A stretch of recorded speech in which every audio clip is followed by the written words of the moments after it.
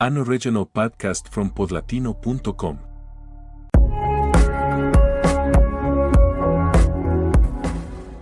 Kawasaki is an industrial city in Kanagawa Prefecture, Japan, wedged between Tokyo and Yokohama in that continuous urban strip that forms one of the most densely populated metropolitan areas on the planet. It is not a city that appears in travel guides or documentaries about Japan. It has no famous temples, no ancient gardens, no the kind of beauty that Western tourists seek when they think of that country. It is a city of factories, of workers, of people who contribute in silence to the Japanese economic miracle without the world knowing their names. In that city, Takefusa Kubo was born on the 4th of June 2001. And from the beginning, football was the way that boy understood the world. Japan and football have a shorter history than people usually imagine. For decades, the national sport was baseball, and football was something practiced in schools, but that did not stir mass passions. The creation of the J-League in 1993 changed that gradually, but irreversibly. Suddenly, there was a professional league. There were foreign figures coming to play. There were young Japanese players who were beginning to dream of something that had previously seemed reserved for Europeans and Latin Americans. And in 2002, when Japan co-hosted the World Cup with South Korea and reached the quarterfinals, that dream became massive. Takefusa Kubo grew up in that Japan that already truly loved football. His father, Yoshifumi, took him to his first training session when he was 3 years old. 3 years old. In Japan, where discipline and dedication are fundamental cultural values, it is not so extraordinary for a child to begin practicing a sport at that age. What was extraordinary was what happened when that boy started touching the ball. There was something in him, a coordination, a fluency, a way of relating to the ball that did not correspond to that of a child of 3 or 5 or 7 years old. It was as if the ball were a natural extension of his body, as if he had been using it all his life, even though he had just begun. At 5, he was already in the FC Tokyo Academy, one of the J-League clubs. And from there, the trajectory was upward with a speed that caught the attention of everyone who saw him. In Japanese youth tournaments, Kubo dominated with an ease that his coaches described with that combination of admiration and vertigo that comes from watching someone do something that seems to belong to a different level. And then, in 2011, when Takefusa Kubo was 10 years old, his father made a decision that would change everything. The family moved to Spain, to Barcelona, to the heart of the best football in the world. The reason was football, but not only his football.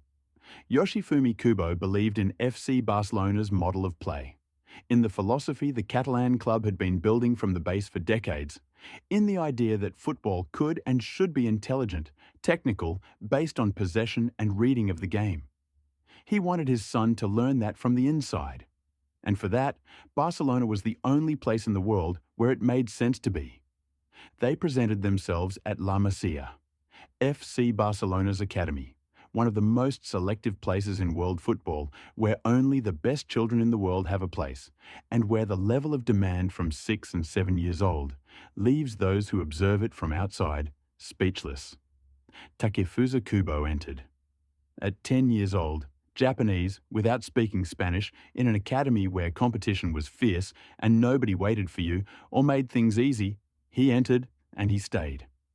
His La Masia teammates remember him as someone quiet at first, with the language and cultural barrier that any foreign child finds in a new environment. But when he crossed the line and started playing, the silence disappeared. Because football is the universal language, and in that language, Takefusa Kubo was eloquent in a way that needed no translation.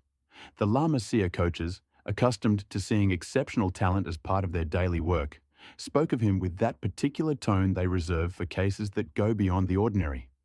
The elegant left foot, the short and precise dribble, the vision of the game that seemed to come from someone twice his age. He spent 5 years at La Masia, 5 years training at the best academy in the world, absorbing the Barcelona philosophy of play, learning Spanish, becoming friends with boys from all over the world who shared the same dream. And then, in 2015, came the blow. FIFA sanctioned FC Barcelona for a violation of regulations on the signing of underage foreign players. The international rules that protect children from being transferred to clubs in other countries before turning 16 are clear, and Barcelona had broken them in several cases, including that of Takefusa Kubo. The result was that Kubo, at 14 years old, had to leave La Masía and could not remain linked to the Catalan club. The injustice of that situation was evident. Takefusa had done nothing wrong. He was a boy who had crossed the world to chase a dream and who now had to pay the consequences of an administrative error that was not his, but belonged to the adults responsible for managing his signing. He had to go back to Japan, to FC Tokyo, to start again. And this is where the story of Takefusa Kubo says something important about that boy's character. Because going back was not giving up. It was regrouping. At FC Tokyo, he kept developing, kept growing, kept being each season a little better than the one before. With the patience that in Japan is understood not as resignation, but as an active form of preparation. In 2019, at 18 years old, he made his professional debut in the J-League. And what he showed in those matches was enough for Real Madrid, the same club that years earlier had watched with interest that Japanese boy shining at La Masía, to decide to buy him. Real Madrid paid for Takefusa Kubo and gave him the academy squad number. But at Madrid, there was no immediate space for an 18-year-old in a team competing for every title. So the loans began. Mallorca, in Spain, Villarreal, Getafe, Granada. 4 clubs in 4 years. 4 different contexts, 4 different styles of play, 4 opportunities to show he could adapt and shine in top-level Spanish football. Each loan was a lesson. At Mallorca, he learned to play in a team fighting for survival, where the margin for error is small and where physical duels must be won that were never the centre of learning at La Masía. At Villarreal, with Unai Emery, he learned complex tactical systems and the positional discipline that great coaches demand.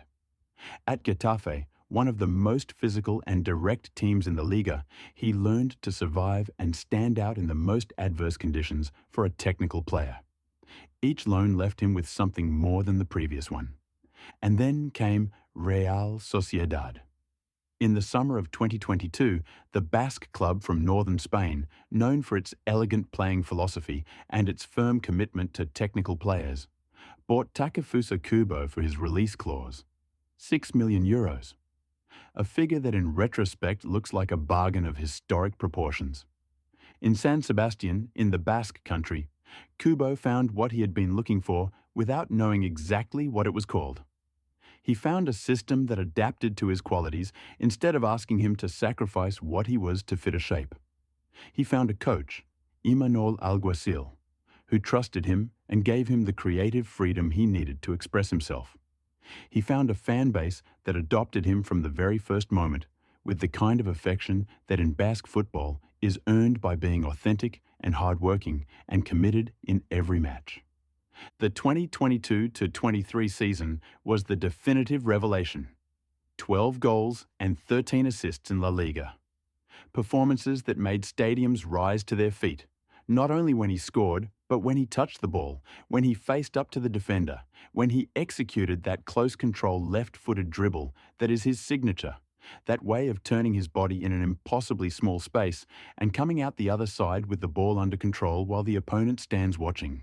The Young Player of the Year award that season could have been his without anyone raising an objection. The 2023-24 season was equally good or better, and the Champions League became his favourite stage to show the entire world, not just Spanish League supporters, what he was capable of. In Europe, against the best teams on the continent, Kubo demonstrated that his level was not a local phenomenon but a frontline global reality. In the Japanese national team, Takefusa Kubo wears the number 10. The technical leader of a team that in recent World Cups has transformed from a likeable participating nation into a power capable of eliminating top-ranked opponents. At Qatar 2022, Japan eliminated Germany and Spain in the group stage. Germany and Spain. the very countries whose biggest clubs had trained many of the players in that Japanese squad. Football's poetry, once again, writing stories that fiction would not dare to invent. The Samurai Blue arrive at the 2026 World Cup with the ambition to go even further. With a generation of players trained in Europe, accustomed to competing in the best leagues in the world, who combine the discipline and tactical organization that has always characterized Japanese football with an individual technical quality it did not previously have. And leading that project, with the number 10 on his back, is the boy who at 10 years old left Japan to learn football in Barcelona, and who took more than a decade to find the exact place where that learning could shine with all its intensity. There is a phrase repeated in Japanese football when speaking of great players, that the best football is not the fastest or the strongest, but the most intelligent. Takefusa Kubo is the embodiment of that idea. A footballer who makes the game seem slow when he sees it, who finds solutions where others see only problems, who has in his left foot the capacity to change a match at the moment the match needs to be changed. From Kawasaki to Barcelona. From La Masía to Madrid. From Madrid to San Sebastian. From Japan to the world. The story of Takefusa Kubo is the story of a boy who never reached where he wanted to go by the most direct route, and who, for that reason, knows every curve of the road better than anyone.